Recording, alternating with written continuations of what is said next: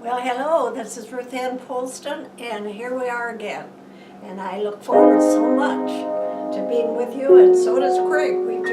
This is our night, and we just look to the Lord to bless our time together. It's short, but it can mean a lot. Okay.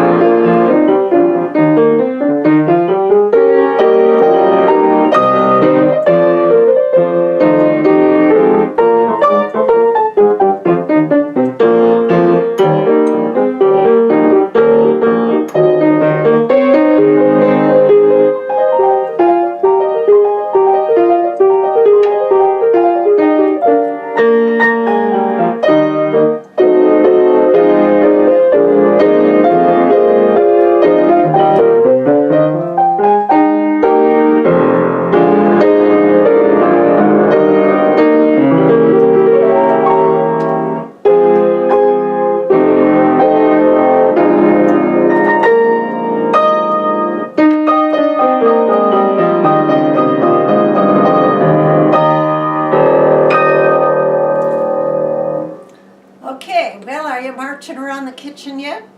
Well, anyway, I think you will kind of get the point of what we're talking about a little bit tonight, because that was just sort of put us in the mood, the marching mood. There's a scripture in Mark, and it's got a spiritual law in it that is so wonderful how it works. And it's in the 4th chapter of Mark. It's the 23rd and 24th. Okay, listen. If any man or woman has ears to hear, let him hear. Take heed what you hear. Don't you say, that was nice. Don't go to church and say, that's nice. No, go to church or listen or read your Bible and then apply it to your life. And this is one of the things you can apply, and I hope tonight it'll just find some fingers in you and stick there and you'll never forget it. And it says, take heed what you hear. With whatever measure you hear, it shall be measured back to you. Now, a lot of times we've read things, but we just didn't lock them in. So tonight it's all about locking it in. For to him that hath, that you own it. To him that hath, to him shall be given. But he that hath not, from him shall be taken away even that which he's had. Now you say, that doesn't seem fair. No, we shouldn't take it away from the person who didn't have it in the first place.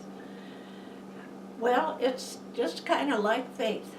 If you got it, you got it. If you don't have it, you don't have it. And the more you exercise faith, the more you have. So, I was married to a man that really had some hath mentality. And I call this the hath mentality. Now, before we go there, I will talk to you about and give you an illustration of this hath mentality. We were on our first pastor, and we were trying our wings and whatever worked, and we were pretty poor, but we didn't know it. Except when it came to meat.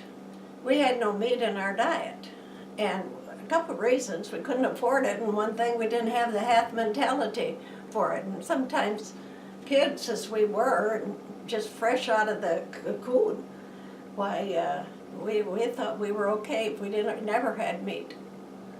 And then one day, a lady in the church, her name is Mrs. Doan, and Mrs. Doan, she was identified with one particular habit that she had every Wednesday night when we had testimony meetings. And that was when the people would get up and tell what the Lord would mean to them. Hers was always the same. And I always kind of worried about the people that sat on her, just in front of her, because she'd just bring her hand out with such a force and bang the back the front seat there, and she'd say, "I love the Lord, something fierce," and then she'd slap the front seat. Well, anyway, we thoroughly enjoyed Mrs. Down, and she invited us out for many meals, and we had such a good time. So one time she just came up and said, "Hey, would you children like to have some chicken?" Oh, chicken. All I could think of was Mrs. Stone's fried chicken. Oh, I had it. And anyway, that she fixed chicken, it was just wonderful. So I was just said, yes! So anyway, she says, well, that's fine. Now, I'm gone quite a bit, and so if I don't happen to be there, well, you just go right in the backyard where the chickens are and help yourself and take as many as you want. It doesn't make any difference. There's no limit to the chickens. All of a sudden, it didn't look quite as glamorous as her wonderful, I'd already begun to smell it.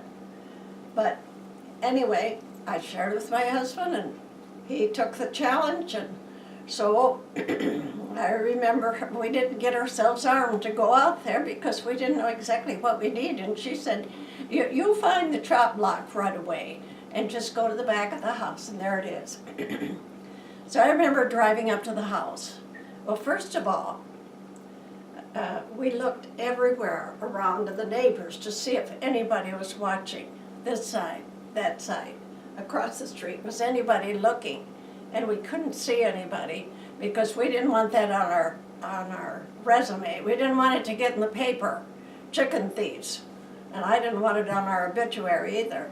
So anyway, we finally got ourselves in the back and satisfied that we came in without any catastrophe.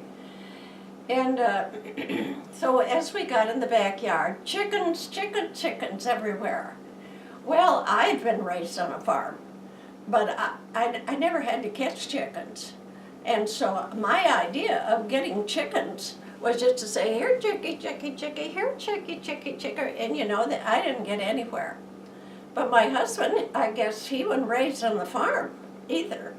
But he just seemed to know what to do, so he just slams and gets one of those chickens and takes it right to the chop block. And there on that chop block was the weapon of mass destruction, just waiting for us. So he grabs that, and down he puts the chicken on the chop block.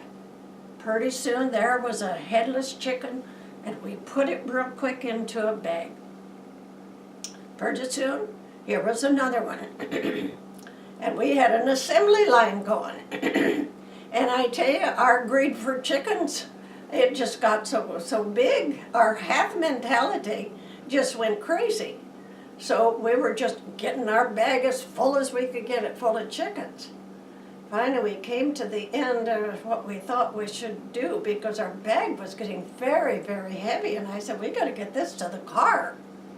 So he said, okay. So he put the weapon down, grabbed the bag, and together we pulled it to the car and started the 2-mile journey home.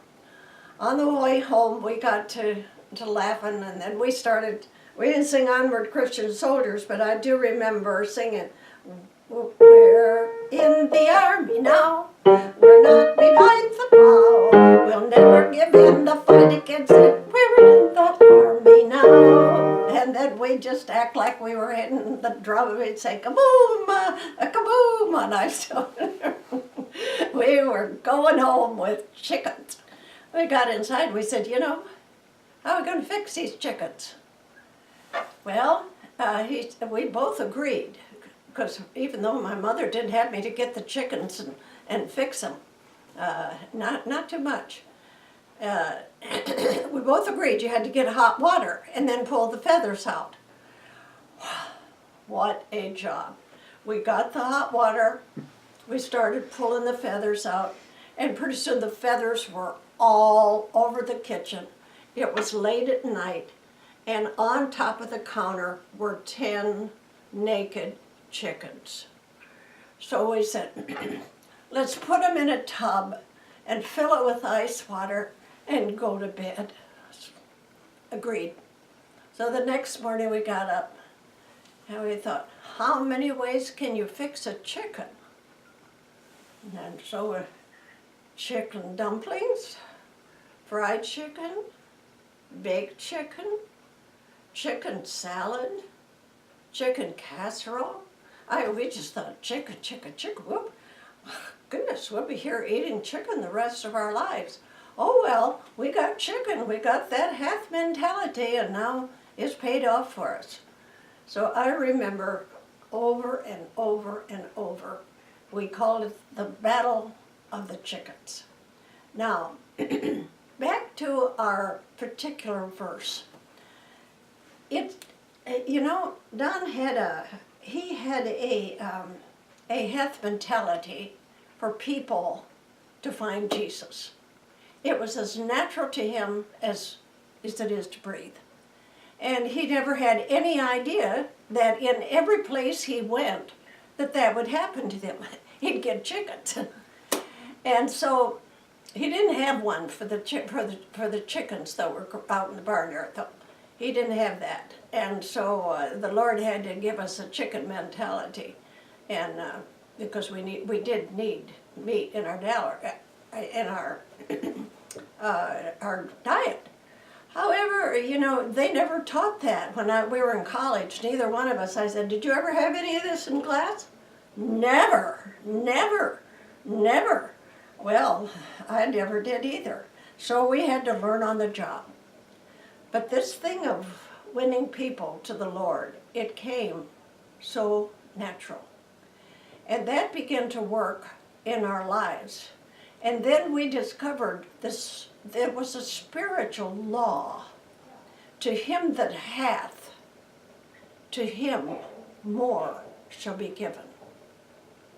And wow, as it began to grow on us, if it's God has ordered this time of life to be a time of prayer for you, you'll be able. It won't mean anything for you to get up in the middle of the night and pray. No, because you have a hath for prayer. And this worked, was a hath for anything. We always had needs supplied. And particularly the one we wanted most, and that was to win souls for the Lord. So I just want to leave that with you this morning, or this evening, and tell you, it said, take heed what you hear. For if you have a mentality that you feel like is yours, it will manifest and grow. And it said that more shall be given. But if you have none, and have no desire to have any, you're just willing to just kind of be like you're in a swinging door, and you're going round and round, and you're really not going anywhere. But if you've made your mind, I am going somewhere, I have a divine purpose that was settled before I was ever born. And God says he did. He said, before you even had any parts, he said, I had settled it, that you have a divine purpose. So ask God to refine that purpose, to make it grow, until you find the destiny that he has ordained for you, and you watch it come to you. Until you say, well, other people may say, that's so unusual. No, it's pretty normal. And when my father-in-law always said, then when it's normal for you, it's yours. So believe that until it's normal, and it's yours. God bless you with the hath mentality.